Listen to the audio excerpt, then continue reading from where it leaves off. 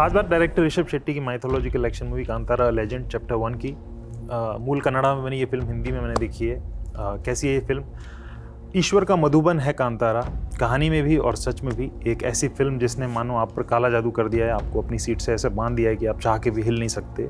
एक तरह से कांतारा चैप्टर 1 सिनेमा की परिभाषा है, यानी वो जो आपको ओवरवेल्म कर दे, आपके सेंसेस पे कब्जा कर ले, आपको दूसरी दुनिया में ट्रांसपोर्ट कर दे, ये सब फिल्म करती है। निश्चित रूप से मेरे लिए साल की सबसे बेस्ट फिल्म है, ये जानते हुए भी कि साल की कुछ और फिल्में अभी आनी बाकी हैं, हॉलीवुड की भी बड़ी फिल्में आनी बाकी है, लेकिन मेरे लिए साल की बेस्ट फिल्म है।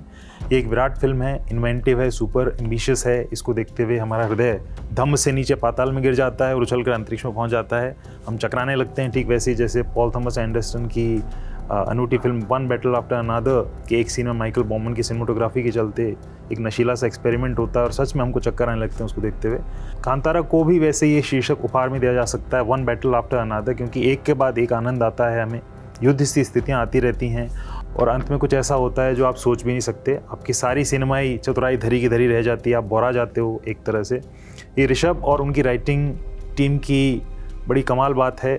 कांतारा चैप्टर 1 की कहानी पहली वाली कहानी से अलग है और इस फिल्म फ्रेंचाइज में ये खासी चतुराई बरती गई कि कहानियाँ एक दूसरे से कनेक्टेड होते हुए भी अनकनेक्टेड हैं। बस वे एक माइथोलॉजिकल और प्राचीन दंत कथात्मक सा रूप लिए हुए हैं। इस कहानी के केंद्र में बेड़मे नाम का एक युवक है जिसको ऋषभ शेट्टी ने प्ले किया है, बड़े पावरफुल ढंग से प्ले किया है। राजा कुलशेखर के रोल में गुलशन देवैया अच्छे हैं, उनके किरदार का एक लार्जर अनदिखता सा पर्पज है जो फिल्म के अंत में रिवील होता है। राजकुमारी कनकवती के रोल में रुक्मिणी वसंत है जो फ्रेश हैं, कोमल हैं, सुंदर हैं और हक्का बक्का करने वाली हैं।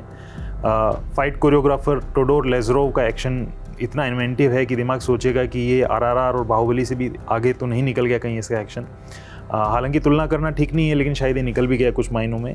एक वजह यह भी है कि आरआरआर के स्टंट भी लेज़रोव ने बनाए थे। उनका एक्शन, ऋषभ की कहानी और बी अजनीश लोकनाथ का बैकग्राउंड म्यूज़िक मिलकर हमें निचोड़ देते हैं। हमारा हृदय खून को इतनी बदहवासी से पंप कर रहा होता है कि कहीं कहीं कोई अंत नहीं नज़र आता है एक्साइटमेंट का। बी अजनीश का बैकग्राउंड स्कोर और म्यूज़िक माटी की धुनों की खुशबू लिए हुए है। वो माइथोलॉजी, जंगल, कबीलाई संस्कृति और कंटेम्प्रेरी आवाज़ों को, यंत्रों को यूज़ करते हैं और ताकतवर ढंग से करते हैं। म्यूज़िक इवन इतना फ्यूचरिस्टिक भी है कि अगर वो बजेगा तो बर्निंग मैन फेस्टिवल में भी कुछ और न बजेगा।